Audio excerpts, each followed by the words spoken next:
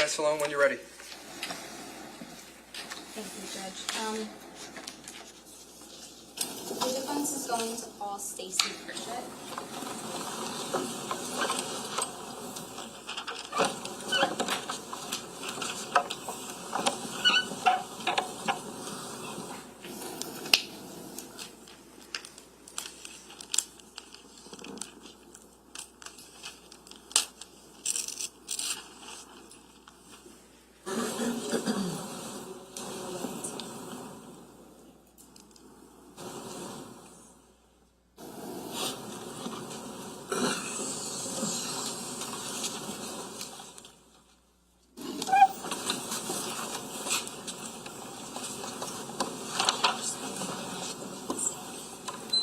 Ma'am, just watch your step as there's a step up to the witness box, if you don't mind, please. Thank you.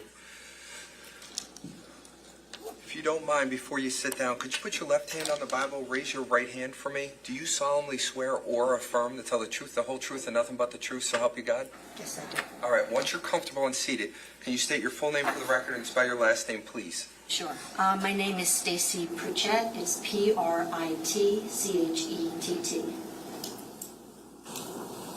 Ma'am, I'm just going to ask you to speak up so jurors number 15 and 16 can hear you, okay? Of course, yes. All right, thank you so much. Ms. Messalone, when you're ready. Thank you. Good morning, Ms. Pritchett. Good morning. Can you please introduce yourself to the jury? Hi, my name is Stacy Pritchett. Should I spell it again? No, you're good. Okay. What's your current occupation? I work in marketing. And what's your educational background? I have a BA in literature from SUNY Binghamton and an MBA in marketing from Brew College. And are you married to Jim Pritchett, who we just heard from? Yes, I am. So obviously we just heard from your husband, so we already have some background. But can you just explain a little bit to the jury about how you met Susan and then Paul? Absolutely. I met Susan when I was a sophomore in high school, so about 43 years ago. We went to high school together, we had a lot of classes, and we just became friends. We did a project together, and we just really hit it off. We were very close in high school. I went away to college, and I would write letters, and we kept in touch. And then after college, when I moved back home, we rekindled our friendship, and I would consider her my best friend, more like a sister, and Paul more like my brother-in-law. I've known him about 42 years, and I consider them like family. I consider Katie and Marissa like my nieces, and my kids introduce them as their cousins. Okay, so just to back up for a moment, you mentioned you met Susan in high school, I did, right? yes. And you were around how old at that time? I was about 15 years old when I met Sue. And what about when you met Paul? How old were you then? 16 or 17, in that range. So about a year after I met Sue, I had met Paul. So They still had in started high school? dating, still in high school, yes. And again, we heard from your husband, but can you just explain a little bit more about your relationship with the Caneiro family? I know you just explained that you consider them like family, but how did your relationship develop over the years with the families as far as like things you did together and events and activities and things of that nature? We became like family. Sue, like I said, is more like my sister than my best friend, and Paul, my brother-in-law, the girls like my nieces. We went on family vacations. We went to Disney World. We went to Hershey Park like once a summer. We spent every Christmas Eve together. And during the summer, we were there like every other weekend. I used to joke that it was my shore house. But we spent a lot of time together as families. And during the summer, we've heard a lot about these barbecues. Can you Yes. tell us a little bit about that? So we would go, once they put in their pool, we were there regularly. We would go every other weekend. Paul is a fabulous cook. He would barbecue. He'd make the best steak that is still talked about in my house. And he would cook, and the kids would swim. We would all swim. They'd play on the trampoline. They'd play with each other. And we'd just hang out. We spent a lot of time with them in the summer. So based on how well you knew Paul, how would you describe him? I would say that Paul is highly intelligent. loyal, very helpful, dependable, very logical, and very even-tempered. And did you say he was? He's very helpful. He was always helpful to me personally, to us as a family. He was always there if I needed advice. He helped us with when personal computers became a thing. It was Paul who set us up. He set up my computer. He set up my mother's computer. Whenever I had an IT question or a technical question, I would ask Paul. He really was my go-to person for anything technical. He advised me on what tires to buy.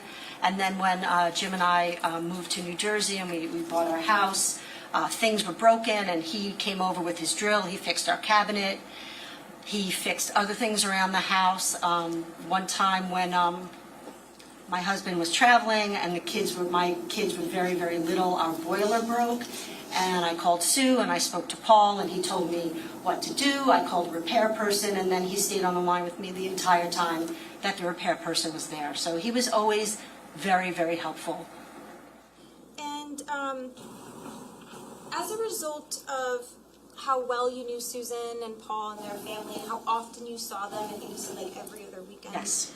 A lot during the summer. Did you have the occasion to see Keith and Jennifer and their family? Yes. We saw them every Christmas Eve because they would come every Christmas Eve and we'd all exchange gifts and we'd see them a lot during the summer. So they wanted to swim in the pool and eat Paul's cooking and play and hang out. So we spent a lot of time with Keith and Jen and the kids every summer, a lot of time. And so based on what you were able to observe with the interactions with the family, can you tell us about Paul's relationship with Keith? Yes. So in the 40 or so years that, approximate 40 years that I knew Keith and Paul, I observed them often, and they had a very loving relationship.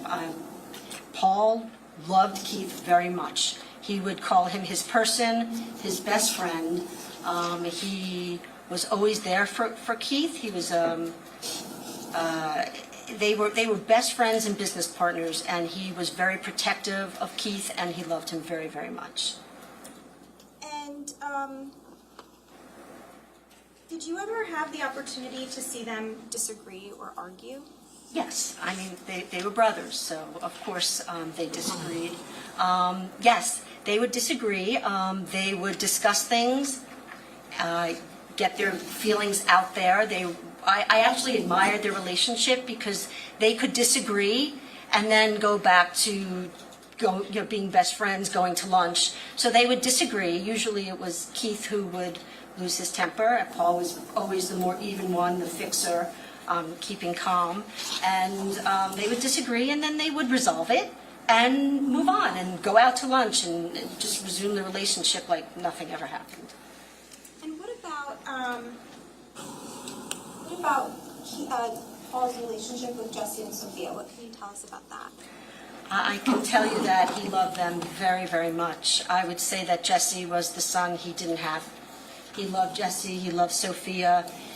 He absolutely adored those kids. I know when Jesse was in preschool or kindergarten, he was allowed to bring an adult to school with him, and he chose his Uncle Paul. I mean, that was how much Jesse loved Paul, and it was absolutely reciprocated. He absolutely loved Jesse. He absolutely loved Sophia. He loved those kids.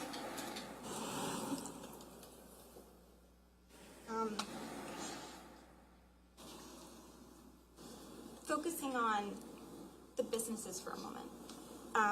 To your knowledge, again, just based on your experience knowing them and what your personal observations were, and getting to know Paul, getting to know Keith over the 40-something years,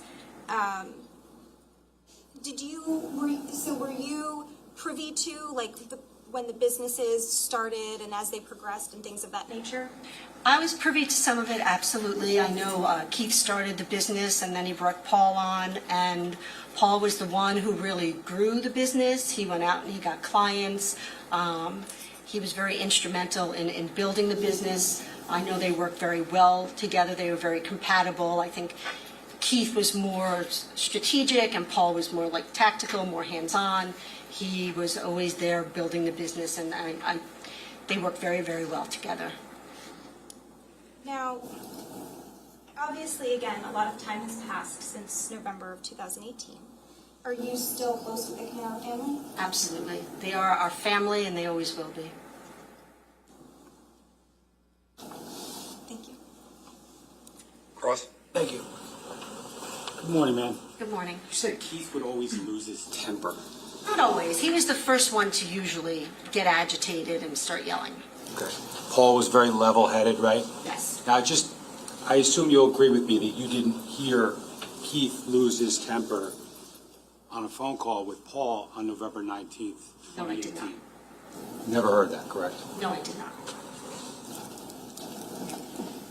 You also said that Keith started the business, right? Correct. And you said that Paul then had a lot to do with growing the business, right? Yes.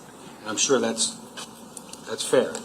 But were you aware of the ownership structure of, when I say the business, let's say Square One, did you know who owned what? I had an idea. And what was the idea? I think, mostly Keith's, and Paul was part of it as well. But the majority was Keith's. I have nothing further, Judge. Anything else? No, thank you. You can step down, ma'am. Thank you. Thank you. Friends, call our next witness. Judge, that's all we have for today. Okay. All right. Ladies and gentlemen, you get to go home. So that'll end us for today. We'll be back again here on Monday morning, first thing, just like we are. I'll have you here at 8 o'clock. We'll have you up by 8:30. We'll continue on. There's things that the attorneys and myself have to do outside of your presence, so we'll be doing that. So it's not like the case is not doing something during this time frame, but I'm going to send you guys home. So I hope you have a great weekend. I hope it doesn't snow. And don't discuss this case and don't do any research. Thank you so much. Appreciate it.